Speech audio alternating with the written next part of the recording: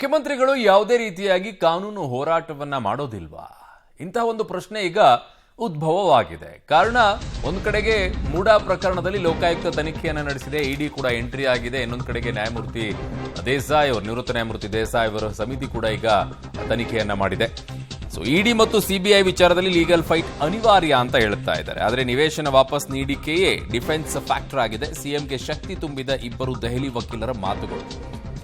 So ಇಡಿ ಮತ್ತು CBI ಹೋರಾಟಕ್ಕೆ site ವಾಪಸಾತಿಯೇ legal weapon ಅಂತ ಹೇಳ್ತಾ ಇದ್ದಾರೆ. ಸದ್ಯಕ್ಕೆ ಕಾನೂನು ಹೋರಾಟ ನಡೆಸದೇ ಇರಲು ನಿರ್ಧಾರವನ್ನ ಮಾಡಿದ್ದಾರೆ. ಕಾರಣ ಸೈಟ್ ವಾಪಸ್ ಕೊಟ್ಟಿದ್ದೇ ಬಹುದೊಡ್ಡ ಅಸ್ತ್ರವಾಗಿ ಸಿಕ್ಕಾಕೊಂಡಿರೋದ್ರಿಂದ ಇನ್ಯಾವ ಕಾರಣಕ್ಕೂ ಕೂಡ ಈಗ ಕಾನೂನು ಹೋರಾಟವನ್ನ ಸದ್ಯಕ್ಕೆ ಮಾಡೋದು ಬೇಡ ಅಂತ ನಿರ್ಣಯವನ್ನ ಕೈಗೊಂಡಿದ್ದಾರೆ ಅನ್ನೋ ಮಾಹಿತಿಗಳು ಈಗ ಲಭ್ಯವಾಗ್ತಾ ಇದೆ.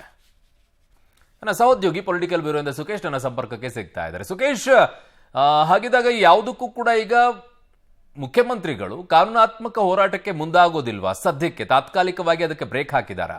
ಅರುಣ್, ಪ್ರಮುಖವಾಗಿ ಲೋಕಾಯುಕ್ತ ತನಿಖೆ ವಿಚಾರದಲ್ಲಿ ಮೇಲ್ಮನವಿ ಅಥವಾ ತಡೆಯನ್ನು ಕೋರುವಂಥದ್ದು ಯಾವ ಪ್ರಯತ್ನಕ್ಕೂ ಕೂಡ ಮುಖ್ಯಮಂತ್ರಿಗಳು ಮುಂದಾಗಲ್ಲ ಅನ್ನುವಂಥದ್ದು. ಯಾಕಂದ್ರೆ ಅದಕ್ಕೂ ಒಂದು ಕಾರಣ ಇತ್ತು, ಹಿಂದೆ ವಕೀಲರು ಕೊಟ್ಟಂತ ಸಲಹೆ ಪ್ರಕಾರ. ಹಾಗೇನಾದ್ರೂ ಲೋಕಾಯುಕ್ತ ತನಿಖೆಗೆ ತಡೆ ಬರಲಿಕ್ಕೆ ಪ್ರಯತ್ನವನ್ನು ಮಾಡಿದ್ರೆ ಈಗಾಗಲೇ ಸಿಬಿಐಗೆ ಕೊಡಿ ಎನ್ನುವಂಥ ಒತ್ತಾಯವನ್ನು ಮಾಡಿ ಕೋರ್ಟ್ ಮೊರೆ ಹೋಗಿರುವಂಥದ್ದು ನಡೆದಿದೆ. ಇಡಿ ಈಗಾಗಲೇ ಇಸಿಐಆರ್ ನಮೂದಿಸಿಕೊಂಡಿರುವಂಥದ್ದು ನಡೆದಿದೆ.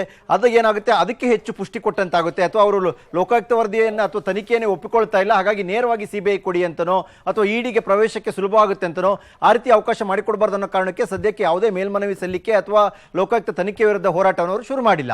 ಈಗ ಅವ್ರಿಗೆ ಅಡಿಷನಲ್ ಆಗಿ ಅವರಿಗೆ ಕಾನೂನು ಸಲಹೆ ಅಥವಾ ವಕೀಲರ ಸಲಹೆ ಇರುವಂಥದ್ದು ಅನ್ನುವಂಥದ್ದು, ಈಗ ಸೈಟ್ ಅನ್ನು ವಾಪಸ್ ಮಾಡಿರುವಂಥದ್ದು ನಮಗೆ ಮತ್ತಷ್ಟು ಶಕ್ತಿ ತುಂಬುತ್ತೆ ಕಾನೂನು ಹೋರಾಟಕ್ಕೆ. ಅಕಸ್ಮಾತ್ ಸಿಬಿಐ ಎಂಟ್ರಿ ಆಗೋದಾದ್ರೆ, ಅಕಸ್ಮಾತ್ ಇಡಿ ಎಂಟ್ರಿ ಆಗೋದಾದ್ರೆ ಸಹಜವಾಗಿ ಆ ಸಂದರ್ಭದಲ್ಲಿ ನಾವು ಲೀಗಲ್ ಫೈಟ್ಗೆ, ಲೀಗಲ್ ಬ್ಯಾಟಲ್ಗೆ ಇದು ಸಾಕಷ್ಟು ಸಹಕಾರಿಯಾಗುತ್ತೆ ಅನ್ನುವಂಥದ್ದು. ಬೇರೆ ಬೇರೆ ವಿಚಾರಗಳನ್ನ ಇಟ್ಕೊಂಡು ವಾದ ವಿವಾದಗಳು ಮಂಡನೆ ಆಗ್ತವೆ. ಅದರಲ್ಲಿ ಪ್ರಮುಖವಾಗಿ ಬಲ ತುಂಬುವಂಥದ್ದು ನಾವು ಈ ನಿವೇಶನವನ್ನು ವಾಪಸ್ ಮಾಡಿದ್ದೇವೆ ಅನ್ನುವಂಥ ವಿಚಾರ ಸಾಕಷ್ಟು ಹೆಚ್ಚು ಬಲ ನೀಡುತ್ತೆ ಅನ್ನುವಂಥ ಲೆಕ್ಕಾಚಾರದಲ್ಲಿ ಇದ್ದಾರೆ ಅನ್ನುವಂಥದ್ದು. ಈ ವಿಚಾರವು ಕೂಡ ಕಾನೂನು ತಜ್ಞರುಗಳು, ದೆಹಲಿ ಮೂಲದ ವಕೀಲರುಗಳು ಕೂಡ ಸಲಹೆಯನ್ನು ನೀಡಿದ್ದಾರೆ ಅನ್ನುವಂಥದ್ದು. ಹಾಗಾಗಿ ಒಂದು ಕಡೆ ಲೋಕಾಯುಕ್ತ ತನಿಖೆ ವಿಚಾರದಲ್ಲಿ ಮೇಲ್ಮನವಿ ಅಥವಾ ಸ್ಟೇ ಯಾವುದಕ್ಕೂ ಕೂಡ ಪ್ರಯತ್ನವನ್ನೇ ಮಾಡದೆ ಸುಮ್ಮನೆ ಇದ್ರೆ ಅದ್ರ ಪಡೆಗೆ ಲೋಕಾಯುಕ್ತ ತನಿಖೆ ಆಗುತ್ತೆ, ಆನಂತರ ವರದಿ ಬರುತ್ತೆ, ಆನಂತರ ಮುಂದುವರಿಯೋಣ. ಈ ಮಧ್ಯದಲ್ಲೇನಾದರೂ ಸಿಬಿಐ ಇಡಿ ಎಂಟ್ರಿ ಆಗಿದ್ದೆ ಹೋದಾದ್ರೆ ಅಲ್ಲಿಗೂ ಬೇಕಾದಂತ ಲೀಗಲ್ ಬ್ಯಾಟಲ್ಗೆ ಬೇಕಾದಂತ ಸಿದ್ಧತೆಗಳನ್ನ ಮಾಡಿಕೊಳ್ಳುವಂತ ಕೆಲಸದಲ್ಲಿ ಅವರ ಇಡೀ ಕಾನೂನು ತಂಡ, ತಜ್ಞರ ತಂಡ ಒಂದು ನಿರತವಾಗಿದೆ ಅನ್ನುವಂಥ ಮಾಹಿತಿ ಕೂಡ ಸಿಗ್ತಾ ಇದೆ. ಅರುಣ್, ಓಕೆ ಸುಖೇಶ್, ನಿಮ್ಮೆಲ್ಲ ಮಾಹಿತಿಗೆ ಧನ್ಯವಾದಗಳು.